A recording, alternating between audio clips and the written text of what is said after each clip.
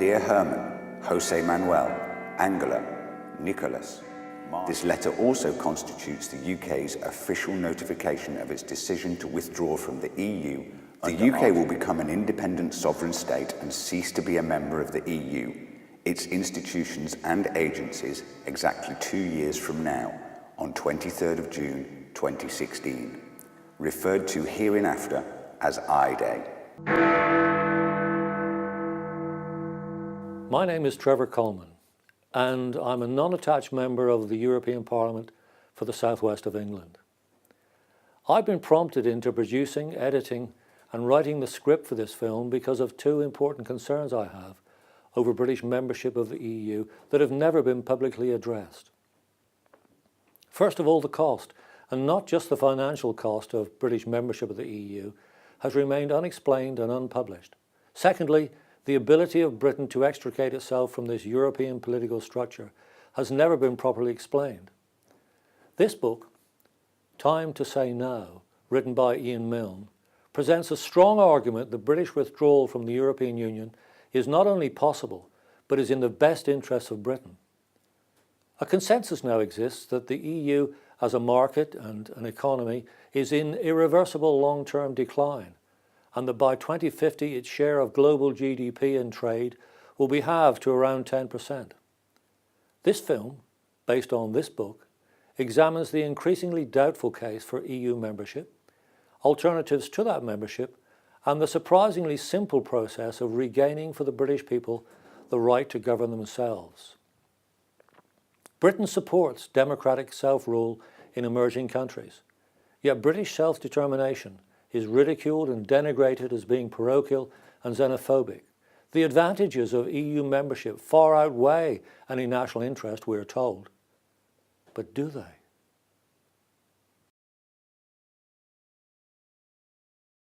Before the UK joined the Common Market in 1973, cost-benefit analyses predicted negative economic consequences. During the last 10 years, not one respected analysis has concluded that the UK derives any net economic benefit from EU membership. Evidence is accumulating that the ongoing annual cost of Britain's EU membership could be 140 billion or more. Despite repeated requests, all three major British political parties have refused to carry out a cost-benefit analysis of Britain's EU membership, almost certainly because they know what the result will be. Membership of the single market is said to be vital for British trade. The facts, however, appear to suggest otherwise. A country does not have to belong to the single market to export to the single market. The USA and China, not EU members with no votes in the EU Council of Ministers, no MEPs, no commissioners, no judges in the European Court of Justice, and no army of Brussels-based civil servants each sell more to the EU than the UK does, without paying a cent to Brussels or imposing one iota of EU regulation on their domestic economies. Closer to home, Norway and Switzerland, not EU members, export far more to the EU in relation to their GDPs or population than the UK.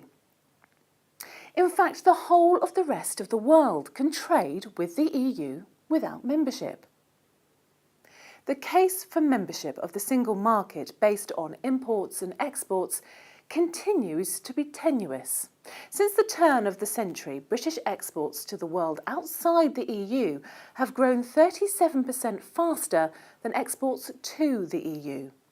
A major factor affecting the ailing EU markets is the excessive single market regulation.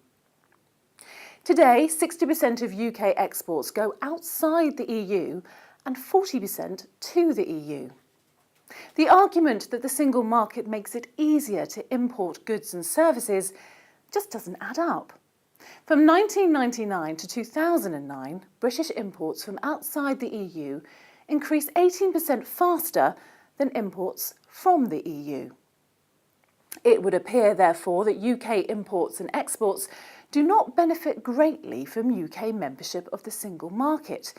In fact, it's the opposite. The following are just 4 further damaging effects of membership. Exports to the EU account for less than 10% of British economic output. The remaining 90% of British economic activity consists of trade within Britain or with the rest of the world. Yet that 90% still has to comply with the whole body of hugely expensive single market regulation, with often damaging effect. The UK has a massive structural trade deficit with EU countries. They sell more to us than we sell to them. In the 5 years, 2006 to 2010, for example, our accumulated trade deficit with the EU was 143 billion, whilst UK trade with the rest of the world was more or less in balance. A consequence of this massive deficit has been the transfer of roughly 2 million British jobs to Germany, France and other EU countries, many of them highly skilled that might otherwise have remained in the UK. It's worth pointing out as well that after British withdrawal, the EU would continue to trade with the UK and vice versa, as the UK is the EU's biggest customer worldwide. There are a number of options open to the UK other than EU membership. Here are just 3. A radical option for the UK would be to withdraw from the EU completely and under the World Trade Organization umbrella to unilaterally declare genuine free trade with the countries of the world, including the remaining EU. Following such withdrawal, the UK ought to consider making the Commonwealth the main focus and vector of its global trade policy. In 2050, for example, viewed from the UK, the Commonwealth will constitute a market 9 times greater than that of continental EU. By a fortunate accident of history, the Commonwealth will be where much of global GDP and trade growth will occur over the next half-century. Switzerland, surrounded on all sides by the EU, has, with the approval of the Swiss electorate through referenda, set up a series of industry-by-industry free trade agreements with the EU. Switzerland retains full sovereign control over areas covered in the Swiss-EU free trade areas, each side retaining its veto. With one exception, in civil aviation, none of the bilateral free trade agreements obliges Switzerland to adopt the relevant part of the acquis communautaire, the massive EU book of rules. This is a model Britain could easily copy. Switzerland, Norway, Iceland and Liechtenstein are members of the 50-year-old European Free Trade Association, EFTA, of which Britain was a founder member before joining the EU. Unlike the EU, EFTA is not a customs union in which members surrender control to the centre. Each EFTA member conducts its own trade policies and sits and votes at the World Trade Organization in its own right. 3 of the 4 EFTA states, Norway, Iceland and Liechtenstein, are members with the EU 27 of the 30-member European Economic Area, but remain outside the Common Agriculture Policy, the Common Fisheries Policy, EU Foreign and Defence Policies, EU Justice and Home Affairs Policies, EU Monetary Union, and any other policy not specifically provided for in the EEA Treaty.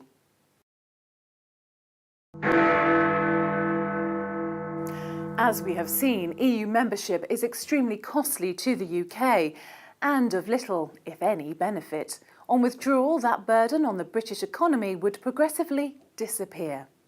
This is how it will happen. 23rd of June 2014. Dear Herman, Jose Manuel, Angela, Nicholas. UK resumption of sovereignty. On 19th of June 2014, in a referendum, the British electorate voted decisively to leave the European Union. The purpose of this letter is to let you know how the implementation of the electorate's decision by Her Majesty's government will affect the principal strands of the relationship between the EU and the UK. This letter also constitutes the UK's official notification of its decision to withdraw from the EU under Article 50 of the Treaty on European Union as amended by the Lisbon Treaty. The UK will become an independent sovereign state and cease to be a member of the EU, its institutions and agencies exactly 2 years from now, on 23rd of June 2016, referred to hereinafter as I-Day. The UK will cease to be subject to EU law, regulation and case law on I-Day. Yours sincerely, signed, the Prime Minister. Countersigned, the Leader of Her Majesty's Opposition. London, 23rd of June, 2014. For the purposes of this film, we have chosen to date our letter of withdrawal on the 23rd of June 2014.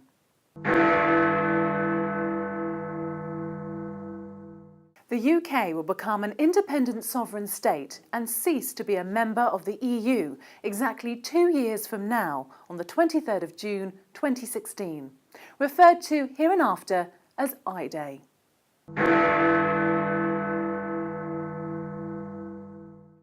The UK will cease to be subject to EU regulation and case law on I-Day. As from tomorrow, only British courts, including the House of Lords and the UK Supreme Court, will interpret and apply EU law without reference to the European Court of Justice. From tomorrow, judgments of the European Court of Justice will not be applied in the UK.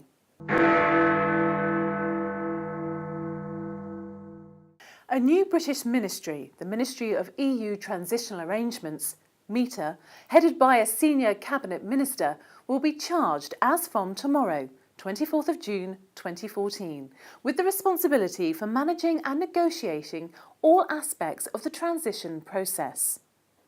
His or her second in command will be a senior opposition shadow minister.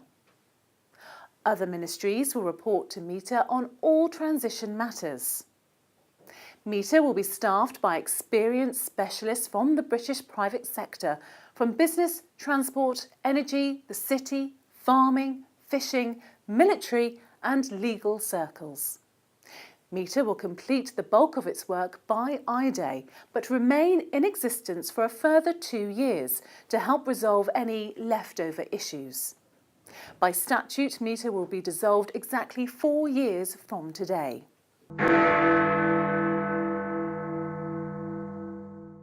British MEPs will continue to represent their constituencies in the European Parliament until I-Day, but will not participate or vote in any new legislation during that 24-month period. Their salaries and allowances will be progressively reduced to reflect their reduced workload. They will resign their seats on I-Day.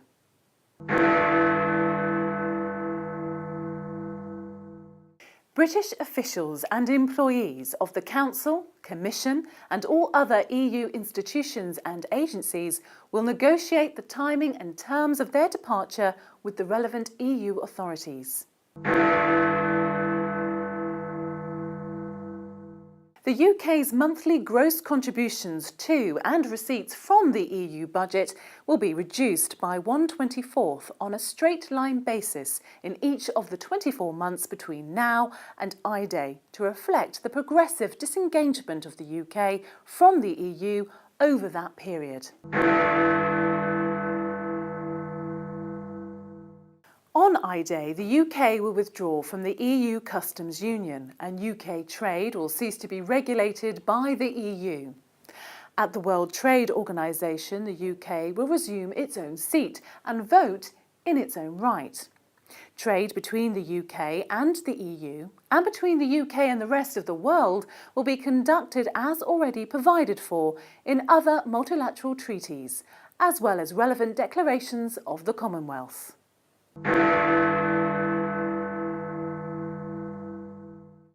On I-Day, the UK will cease to participate in EU defence planning, activities and operations, including arms procurement agencies. From I-Day onwards, the deployment of British armed forces in defence of the European continent will be conducted through NATO.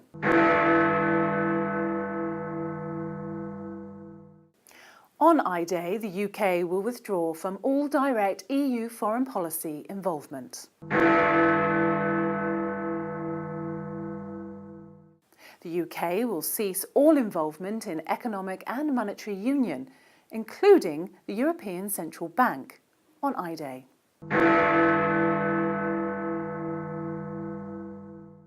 The UK will cease all involvement in the Common Agricultural Policy and the Common Fisheries Policy on I-Day.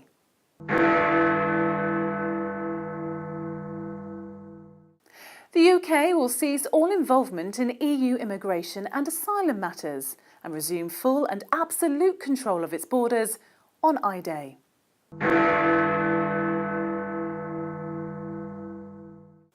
On I-Day, the UK will cease all involvement in EU aid programmes worldwide. From I-Day onwards, UK government aid will be provided direct to recipient countries or through multilateral agencies such as the UN. In addition to the policy areas specified above, the UK, on I-Day, will cease involvement in all other EU policy areas, including banking, supervision, health and safety, policing, education, regulation of working time, climate change, human rights, etc., etc.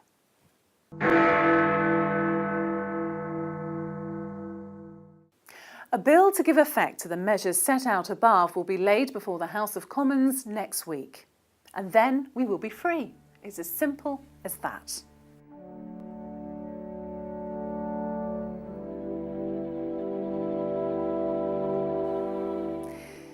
The EU economic model of a single market grafted onto a customs union is emulated nowhere else in the developed world and hardly at all in the developing world.